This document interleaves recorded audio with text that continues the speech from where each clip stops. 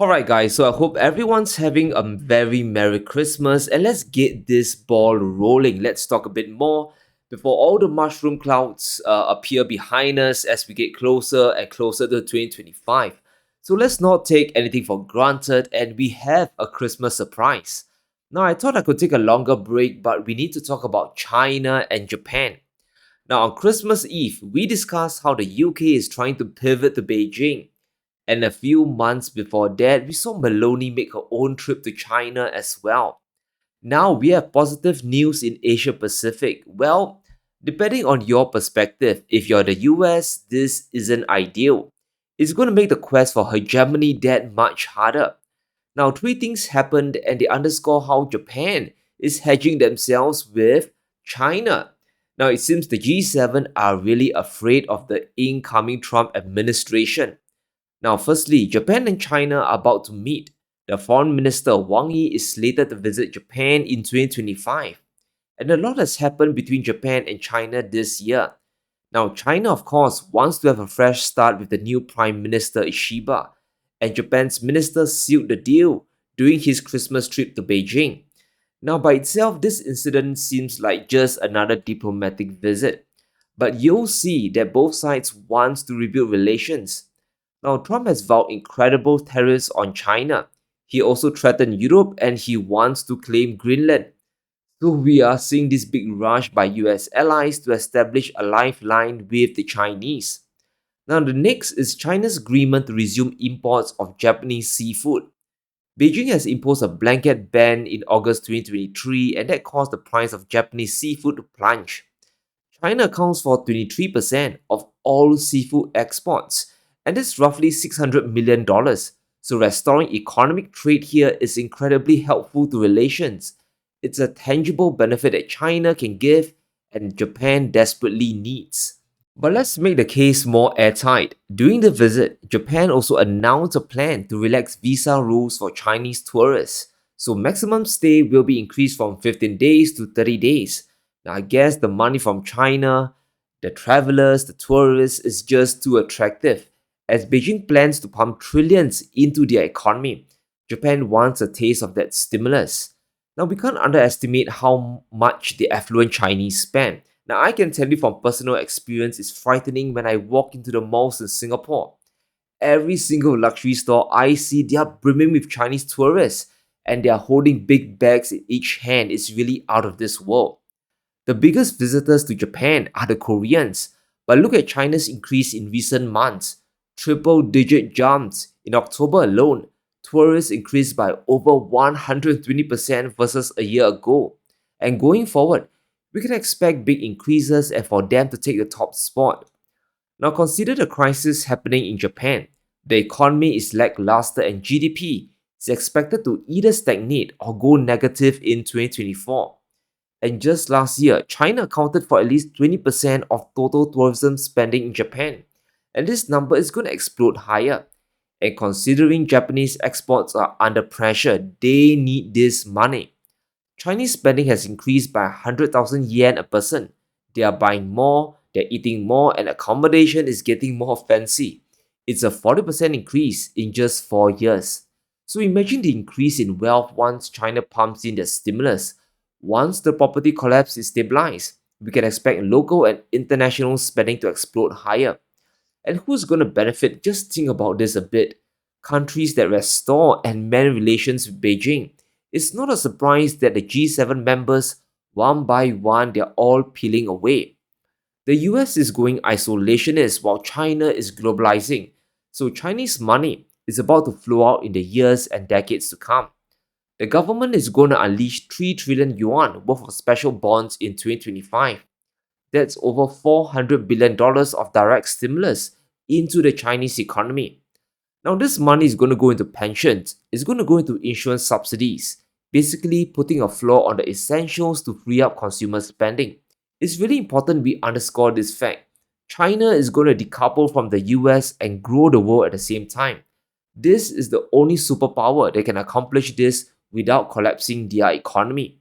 In contrast, we need to look at what Japan faces in 2025 from the incoming Trump economy. Now we know tariffs are coming, but the biggest slap in the face is heading for Japan's industry. This U.S. deal, I would not allow that deal to happen. U.S. Steel, this was one of the greatest companies in the world. You go back 70 years, this was the big deal. United States Steel, and now they're going to let the Japanese buy it? I wouldn't let it happen. I'd help them so they can make the steel company good again. This was the biggest company in the world, the strongest company, had the biggest reputation. It represented our country, and now we're selling it to the Japanese. The psychology of that is unacceptable to me. The Nippon Steel deal is in crisis. Chances are it's going to be scrapped unless Joe Biden approves it. Trump is going to toss it into the bin. So another industry is in question, and that's Japan's auto industry. And we know Honda and Nissan, they're considering a merger to counter China. And when it comes to EVs from BYD, they simply can't compete. But the situation in the US isn't exactly rosy either. Sales are under pressure. Nissan, for example, saw their US sales drop by 2.2% in Q3 this year. This is a market that has blocked out Chinese vehicles, let's not forget that.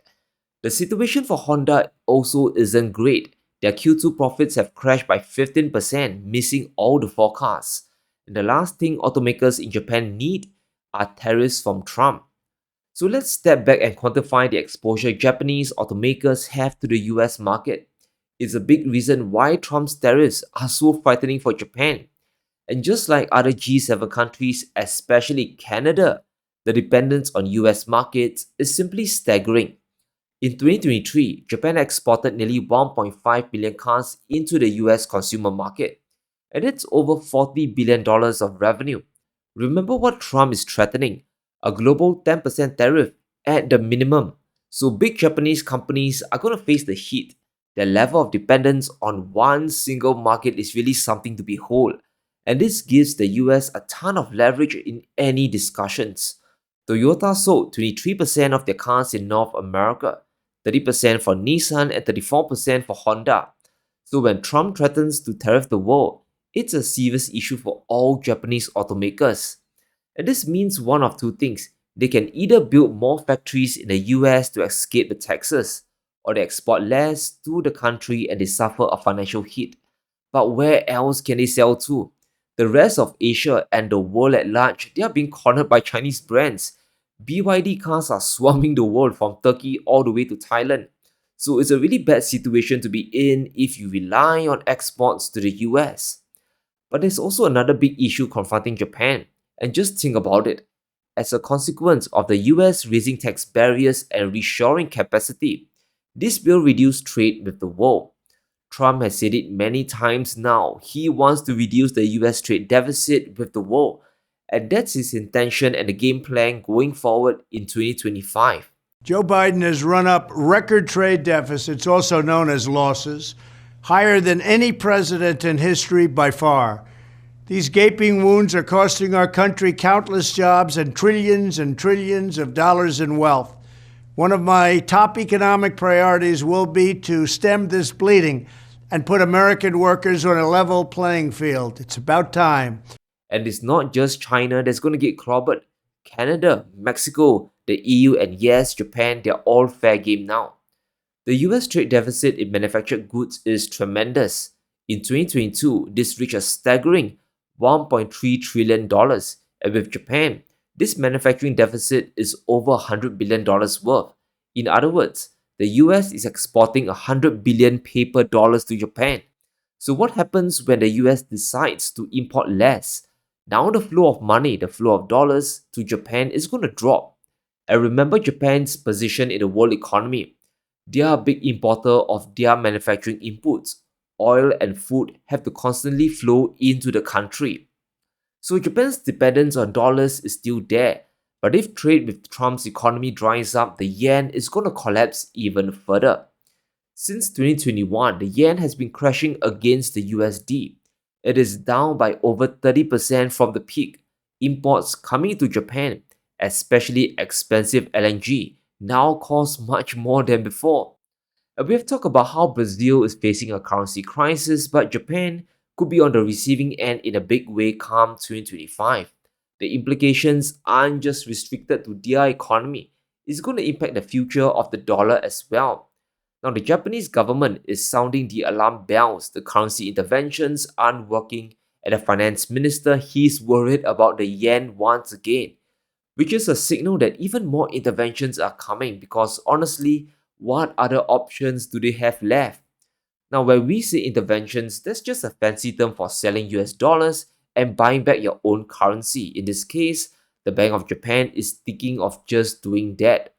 They are afraid of committing to a rate hike in January next year. If the Federal Reserve doesn't cut and Japan hikes, we'll likely see the yen carry trade unwind once again. Then we'll get a repeat of the August mayhem when markets around the world collapse. Japan's debt crisis will only get worse as well. Debt to GDP is well over 200%, so there is a ceiling to their rate hikes. Now, Tokyo has spent close to $100 billion to prop up the yen.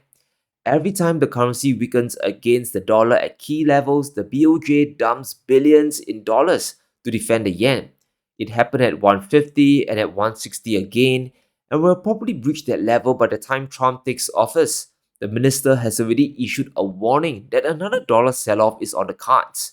This trend won't just be constrained to Japan. Brazil also burned $17 billion to rescue the collapsing real.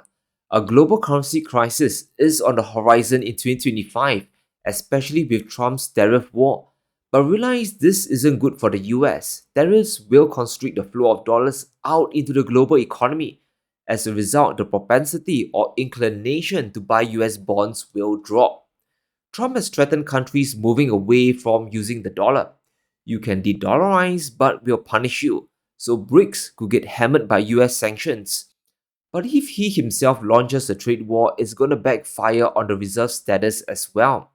So we are facing a mountain of contradictions in US economic policy.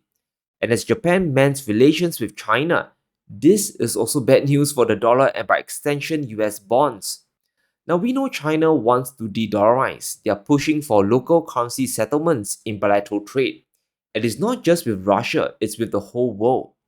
In 2022, China and Japan's bilateral trade hit an incredible 43 trillion yen, and that's over $330 billion.